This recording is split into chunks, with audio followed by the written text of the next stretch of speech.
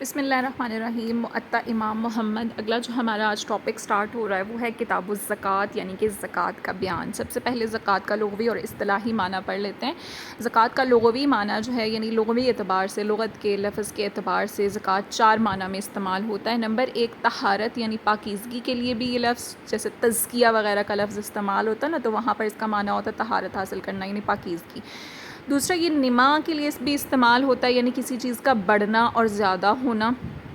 تو اس کے لیے بھی لفظ زکوٰۃ استعمال کیا جاتا ہے۔ ٹھیک ہے، زکوٰۃ کا لفظ جو ہے وہ نما کے معنی میں استعمال ہوتا ہے، نمو جسے کہا جاتا ہے، کسی چیز کا بڑھنا۔ تو ظاہر سی بات ہے کہ زکوٰۃ ایسے ہی مال پر واجب ہوتی ہے جو بڑھ رہا ہوتا ہے، یا پھر اور طہارت کے معنی میں لیں تو زکوٰۃ جو ہے وہ ہمارے مال کو پاک کر دیتی ہے۔ تیسرا معنی جو ہے وہ برکت، اس کا مفہوم واضح ہے کہ ظاہر سی بات ہے کہ جب زکوٰۃ ادا کی جاتی ہے تو مال میں برکت پیدا ہوتی ہے۔ چوتھا معنی مدح یعنی تعریف کرنا، ظاہر سی بات ہے کہ یہ ایک ایسا کام ہے جو اچھا نیک عمل ہے کہ جس کی تعریف کی جاتی ہے۔ اصطلاحی تعریف کے اعتبار سے دیکھیں تو شریعت کی اصطلاح میں زکوٰۃ سے مراد وہ ادائیگی ہے جو مخصوص نصاب کا مالک شخص مخصوص مدت گزر جانے کے بعد مخصوص قسم کے مستحق کو ادا کرتا ہے۔ ٹھیک ہے، یہاں پر ہم پہلا جو پوائنٹ پڑھنے لگے ہیں وہ ہے مخصوص نصاب کا مالک، یعنی وہ نصاب ہونا کتنا چاہیے اور اس نصاب میں کیا کیا شرائط ہونی چاہیے۔ ٹھیک ہے، پھر مخصوص مدت کتنی ہوتی ہے، تو وہ 1 سال کا عرصہ ہوتا ہے کہ ایسا مال کہ جس پر 1 سال کا عرصہ گزر چکا ہو اس پر زکوٰۃ لازم ہوگی۔ مخصوص قسم کے مستحق کون ہوتے ہیں، یعنی کہ کس کس کو زکوٰۃ دی جا سکتی ہے اور کن کو زکوٰۃ نہیں دی جا سکتی، وہ پوائنٹ اس میں آ جاتا ہے۔ تو پہلا یہاں پر ہم پڑھنے لگے ہیں کہ زکوٰۃ المالی، مال کی جو زکوٰۃ ہے یعنی جو مخصوص نصاب ہے، سب سے پہلے اس کی شرائط دیکھ لیتے ہیں۔ کہ اخبرنا مالکن، ہمیں مالک نے خبر دی، اخبرنا زہری شو ان سائب بن یزید، کہ ہمیں زہری نے خبر دی اور وہ سائب بن یزید سے روایت کرتے ہیں، ان عثمان بن عفان، کہ بے شک عثمان بن عفان نے کانا یقول، وہ کہا کرتے تھے، ھذا شہر، یہ مہینہ ہے، زکاتکم تمہاری زکوٰۃ کا، فمن کان علیہ، پس جس پر ہو دین قرض، فلیؤدی، پس چاہیے کہ وہ ادا کر دے، دینہ اپنے دین کو یعنی قرض کو، حتی یہاں تک کہ تحصل تم حاصل کر لو، اموالکم اپنے مالوں کو، فتؤدوا، پس تم ادا کرو، منہا اس سے، الزکاۃ زکوٰۃ کو۔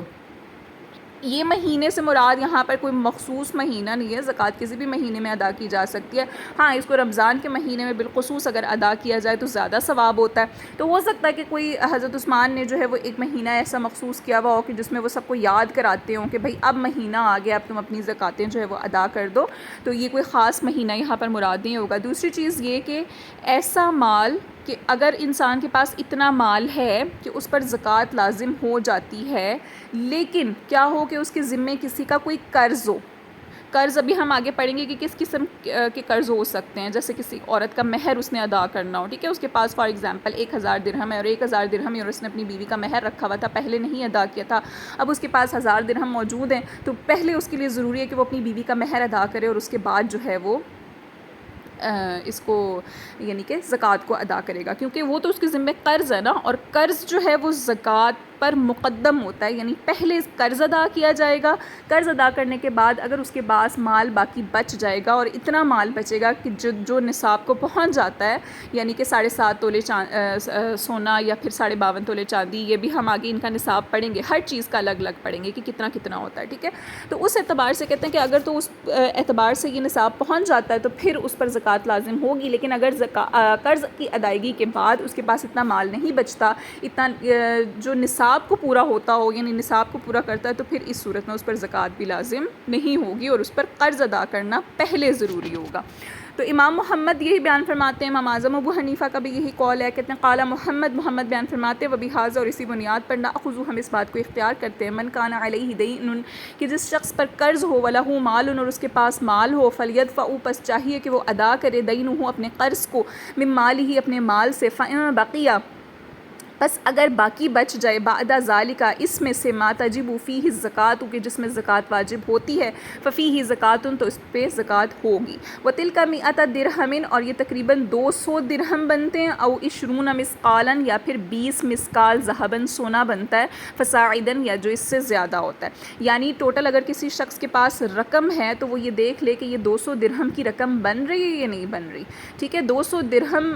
کی رقم یہ آلموسٹ جو ہوتی ہے نا، کہتے ہیں کہ چاندی کی یہ 52.5 تولے چاندی جس کو کہا جاتا ہے، یہ وہ مقدار ہے. اور 20 مسکال سونے کا مطلب ہوتا ہے 40 دینار سونا، جس کی قیمت 7.5 تولے آج کل کے ہمارے پیمانوں کے مطابق بنتی ہے. ٹھیک ہے. اور اگر اس سے زیادہ ہو تو ظاہر سی بات ہے اس صورت میں تو زکوٰۃ لازم ہی لازم ہے. وَإِنْ كَانَ الَّذِي، اور اگر اس کے پاس ہو باقیہ جو باقی بچے، اقل تھوڑا ہو، من ذالک اس سے، بعد اس کے، ما يدفع من مالہ جو اس نے اپنے مال سے ادا کیا، دینا قرض، فلیست فیہ الزکوٰۃ تو پھر اس پر کوئی زکوٰۃ نہیں ہوگی. اور امام ابو حنیفہ رحمۃ اللہ علیہ کا بھی یہی قول ہے. کہتے ہیں اس حدیث کا مرکزی مفہوم یہ ہے کہ اگر کسی شخص کے ذمے قرض ہو اور اس کے پاس مال بھی موجود ہو جس پر زکوٰۃ جو ہے وہ لازم ہوتی ہو، تو قرض اور زکوٰۃ میں سے کس چیز کی پہلے ادائیگی ضروری ہوگی. تو اس بارے میں فقہا نے یہ بات بیان کی ہے کہ جب کوئی شخص ایسا مقروض ہو کہ وہ قرض زکوٰۃ کے مکمل نصاب کے برابر آ جائے، یعنی اس کے پاس ٹوٹل ہوں ہی اتنے پیسے جتنی جتنا اس نے قرض دینا ہے، تو یا اس نصاب کے بعض حصے پر محیط ہو، یعنی اس کے پاس پیسے زیادہ ہیں لیکن قرض اس کا تھوڑا ہے، تو پھر نصاب کے جتنا حصہ قرض کے برابر ہوگا اس حصے سے زکوٰۃ ساقط ہو جائے گی. یعنی اس کا مطلب یہ ہے کہ قرض والی رقم نکال کر دیکھیں گے کہ اس کے پاس باقی جو مال بچا ہے وہ نصاب تک پہنچ رہا ہے یا نہیں پہنچ رہا. فقہا نے اس کی دلیل میں یہ روایت پیش کی ہے کہ حضرت عبداللہ ابن عمر بیان کرتے ہیں کہ نبی اکرم صلی اللہ علیہ وسلم نے ارشاد فرمایا کہ جب کسی شخص کے پاس 1000 درہم اور اس کے ذمے 1000 درہم قرض ہو تو پھر اس پر زکوٰۃ واجب نہیں ہوگی. ایک تو یہ حدیث آ گئی. دوسری ابھی جو ہم نے پڑھی ہے وہ کون سی تھی؟ دوسری دلیل وہ روایت ہے جسے امام محمد نے حضرت عثمان غنی کے بارے میں نقل کیا جو ہم نے ابھی پڑھی ہے.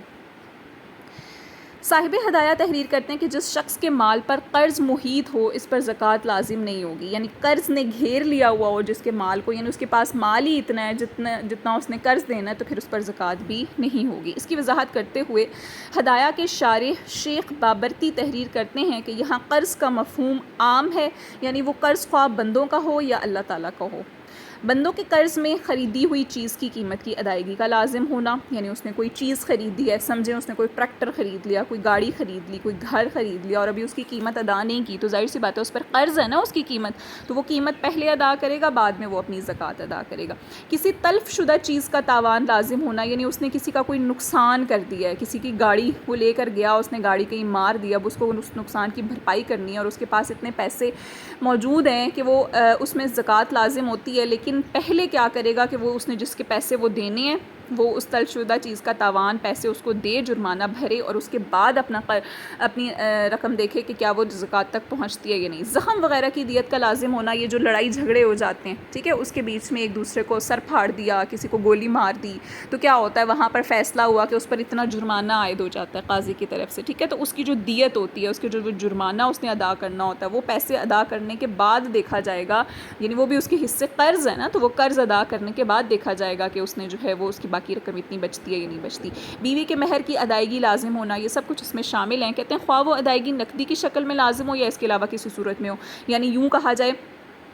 کہ یہ جو دیت، یہ جو جرمانہ ہے، بعض اوقات ایسا بھی تو ہوتا ہے نا کہ بھئی زمین فلاں کے نام کر دو، اتنے پیسے دے دو، وہ فلاں گاڑی دے دو. تو کہتے ہیں چاہے پیسے دینے ہوں، چاہے کوئی اس طرح کی چیز دینی ہو، کوئی بھی ایسی صورت، تو اس میں یہ دیکھا جائے گا کہ ان چیزوں کو، اس مال کو، اس کی قیمت کو وہاں سے نکال کر اس کے پاس اتنا مال باقی بچ رہا ہے کہ جس پر زکوٰۃ لازم ہوتی ہے یا نہیں. پھر کہتے ہیں خواہ وہ جو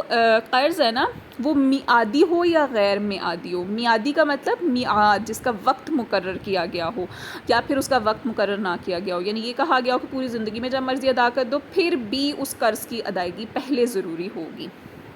اخبرنا مالک، ہمیں مالک نے خبر دی، اخبرنا یزید بن خصیفہ کہ ہمیں یزید بن خصیفہ نے خبر دی، انہو سأل سلیمان بن یسار کہ انہوں نے سلیمان بن یسار سے سوال کیا، ان رجل ایسے شخص کے بارے میں، لہو مالن کہ اس کے پاس مال ہو، وعلیہ اور اس پر مثلہ اسی کی مثل، من الدین قرض بھی ہو،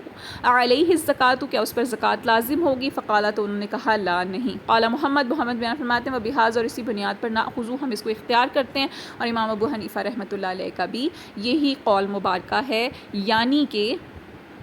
3 دلیلیں جو ہیں وہ آپ کے پاس اس صورت میں آ جاتی ہیں کہ اگر کسی شخص کے پاس مال ہو اور اس مال وہ پورا کا پورا مال قرضے میں گھرا ہو، یعنی کہ سارا کا سارے پیسے جو ہیں وہ اتنے ہوں جتنا اس نے قرض دینا ہے، تو پہلے قرض ادا کرے گا اور پھر جو ہے وہ زکوٰۃ کی طرف آئے گا. اور اگر پیسے بچ جائیں گے تو پھر دیکھا جائے گا کہ آیا وہ جو اس کے پاس پیسے بچے ہیں کیا وہ نصاب کو پورا کرتے ہیں یا نہیں کرتے. پچھلے والے پیسوں کو ساتھ نہیں ملائیں گے، قرض والے پیسوں کو ساتھ نہیں ملایا جائے گا. قرض والی رقم کو نکال کر نصاب کو دیکھنا ہے کہ نصاب تک مال پہنچ رہا ہے یا نہیں پہنچ رہا. اگر پہنچ رہا ہے اور اس سے زیادہ ہو رہا ہے یا اس کے برابر ہو رہا ہے تو زکوٰۃ ادا کی جائے گی، اور اگر جو ہے وہ اس سے کم ہو رہا ہے نصاب سے تو پھر اس میں زکوٰۃ ادا نہیں کی جائے گی. انشاءاللہ کل ہم لوگ یہ چیز پڑھیں گے کہ کن کن چیزوں میں زکوٰۃ واجب ہوتی ہے، تو وہاں پر ان کا جو نصاب ہے سونے کا، چاندی کا، زرعی پیداوار کا، جانوروں وغیرہ کا، وہ سارا انشاءاللہ ہم آگے تفصیلی پڑھیں گے.